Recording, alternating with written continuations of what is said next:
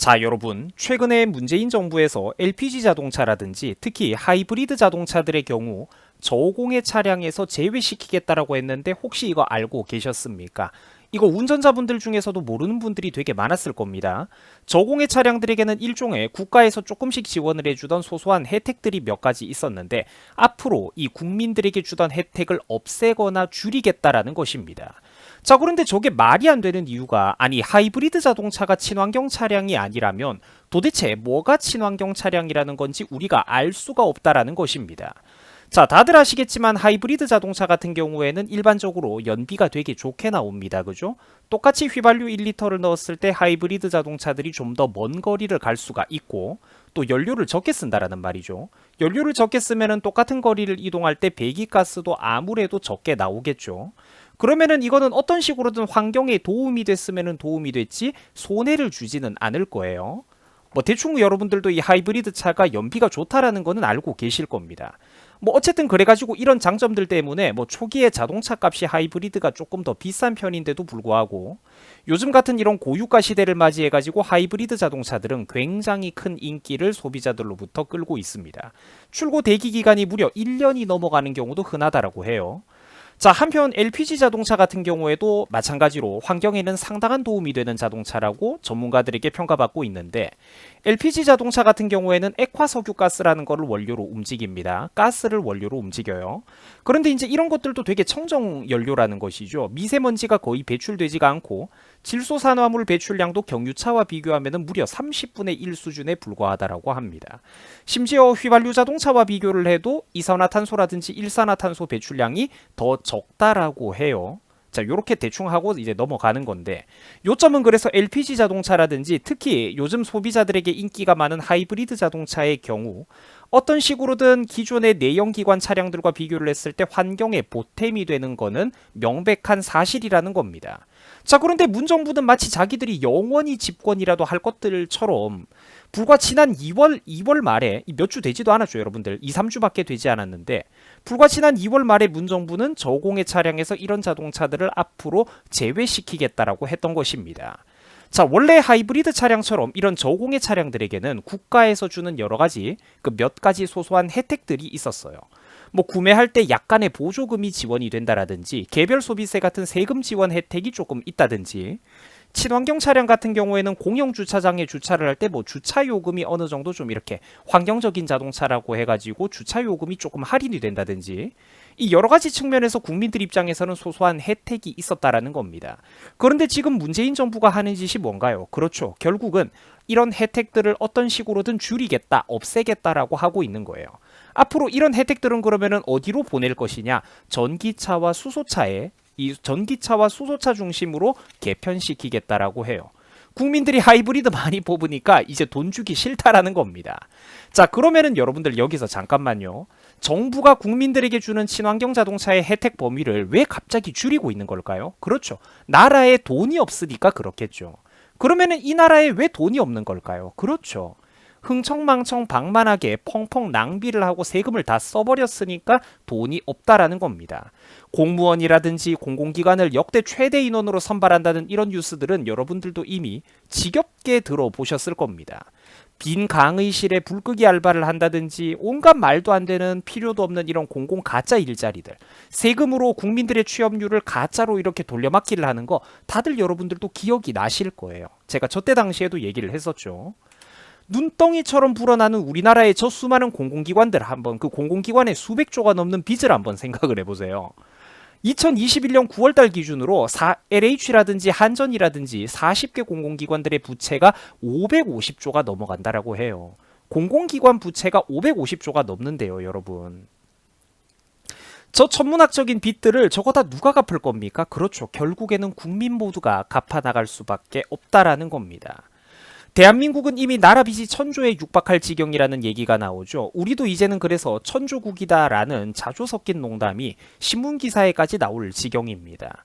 결국 이런 식으로 국가 재정을 온갖 곳에서 흥청망청 낭비를 하고 탕진을 하고 있으니까 이런 식으로 국민들에게 주어지던 자동차 세금 지원 혜택 같은 이 조그만하고 소소한 것들조차 갈수록 줄어들고 없어질 수밖에 없다라는 것입니다. 자, 여러분. 제가 항상 말씀을 드렸습니다만 이 정치라고 하는 것은 절대로 저기 지구 반대편 다른 나라에서 벌어지는 일이 아닙니다. 우리 같은 일반 국민들의 피부에 마치 공기처럼 밀접하게 닿아 있다라는 거예요. 그렇기 때문에 이 정치라는 거를 국민들이 한번 어설프게 선동돼 가지고 잘못 뽑아버리면은 우리가 그 고통을 영원히 피부로 느끼게 된다라는 겁니다. 뜨겁거나 아프거나 따갑게 말이죠. 그리고 홍남기 경제부총리가 전기차와 수소차를 중심으로 친환경 차량들의 지원을 이렇게 개편을 하겠다라는 얘기를 했는데, 그러면은 이 사람의 말대로 전기차는 과연 무조건 친환경일까요? 그렇게 볼 수도 없다라는 것입니다. 당장 수십만 개가 넘는 폐배터리 처리 문제는 우리 인류 앞에 남겨진 숙제입니다. 우리나라만 해도 수십만 개의 폐배터리가 벌써 쌓여가고 있다라고 하죠. 물론 뉴스 기사를 찾아보면은 폐배터리를 재활용하는 기술이나 업체들도 소수 나오고는 있습니다만, 당장 이게 현실적으로 그 막대한 물량을 넘어가기 위해서는 기술적인, 법적인, 제도적인 과제들이 산더미처럼 쌓여 있다라는 거예요. 또한 전기자동차 자체는 당장에 배기가스 배출이 없는 자동차라고 해도 그 전기자동차를 움직이고 충전시켜주기 위한 그 전기는 또 어디서 오겠습니까? 그렇죠. 대부분 화력발전소에서 나와요. 화력발전소에서 석탄을 태워서 만든 전기로 전기자동차가 움직인다라는 거예요. 말장난이라는 거야. 그러니까 대한민국은 여전히 화력발전의 비율이 압도적인 나라로 자료마다 조금씩 차이는 있습니다만 적어도 대부분의 자료에서 55% 이상, 많게는 60% 이상이 우리나라가 그 화력발전을 차지한다라고 보고 있어요. 그 문재인 정부의 탈원전 정책 때문에 원자력 발전을 제때 늘리지 못한 대가로 이렇게 많은 어떤 석탄 발전이라든지 그 값비싸고 아까운 가스 발전을 위해서 이런 자원을 수입하는데 이 내연기관의 어떤 그렇죠. 화석연료를 수입하는데 국민들의 그 아까운 세금을 갖다 퍼부을 수밖에 없다라는 겁니다. 원자력 발전을 제때 늘리지 못했기 때문에 이런 바보 같은 짓을 해야 된다라는 거예요. 제 유튜브 채널에서 참 여러 번 강조를 했습니다만 원자력 발전이라는 것은 현재 인류에게 있어서 가장 저렴하고 깨끗하고 1년 내내 날씨에 거의 상관없이 안정적인 에너지를 국민들에게 365일 대규모로 공급할 수 있는 거의 유일한 대안입니다. 온실가스도 없죠. 미세먼지도 배출하지 않아요.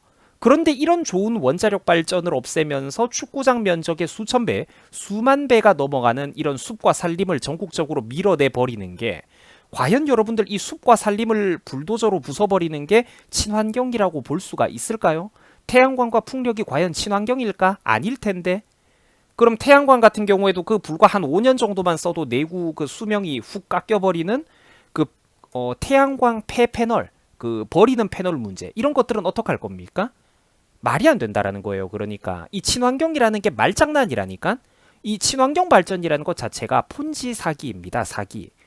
이래가지고 여러분들 탈원전을 통해가지고 전기요금이 상승되게 되면 그 누구에게 손해될까요? 그렇죠. 국가 재정에도 악영향을 주고 국민들에게도 부담이 늘어나게 된다라는 겁니다. 그래서 이렇게 양심 있는 어떤 그런 전문가분들이나 교수들, 김상혁 카이스트 초빙 교수도 이렇게 말했다라고 하죠. 결국 탄소 배출을 줄이기 위해서는 원자력 발전을 필수적으로 사용할 수밖에 없다라고 말입니다. 그린피스 창립자도 그 원자력 발전을 꼭 해야 된다라고 얘기를 했어요. 그 되게 유명한 어떤 단체잖아요. 최근에는 그게 또 악용이 되고 있지만 그 단체가 이제 중국 자본에 먹히고 하면서 이제 어떤 좌파들의 정치적인 도구로 변질되고는 있지만 그린피스의 어떤 설립자도 원자력의 발전을 되게 중요시를 했다라는 겁니다. 그러니까 요점은 이 원자력 발전은 석탄이나 석유, 값비싼 LNG 발전 방식과 비교를 했을 때 가격은 훨씬 저렴하면서도 동시에 탄소 배출량까지 거의 수십 배 이상, 수백 배 이상 적은, 압도적으로 적은 이런 최고의 어떤 현실적인 발전 방식이라는 것입니다. 가난하고 못 살고 돈이 없는 나라들은 이거를 하고 싶어도 난이도가 높아서 못해요. 그러니까 이 좋은 거를 우리나라는 왜 안 한단 말입니까?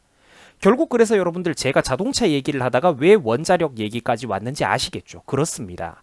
결국 모든 이런 정치 요소들은 하나의 거대한 원으로 이어져 있다라는 거예요.